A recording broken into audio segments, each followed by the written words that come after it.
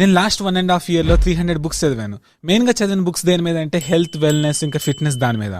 కానీ యూట్యూబ్లో, అది కూడా తెలుగు యూట్యూబ్ దాంట్లోకి వెళ్ళి హెల్త్ ఇన్ఫర్మేషన్ గురించి చూస్తే అందరూ నోటికొచ్చింది చెప్పారు. లిటరల్లీ అసలు ఎట్లా ఇష్టం వచ్చినట్టు చెప్పారంటే, ఫర్ ఎగ్జాంపుల్ ఒక అతనైతే చపాతీలో యురానియం ఉంటుంది అందుకని తినాలంట.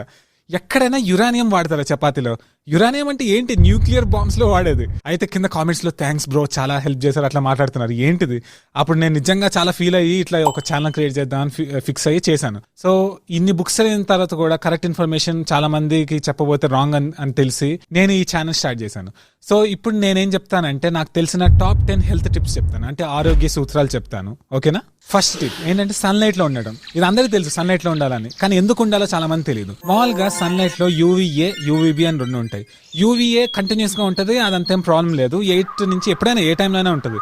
కానీ యూవీబీ అనేది చాలా క్రిటికల్, ఎందుకంటే మనకి విటమిన్ D3 అనేది క్రియేట్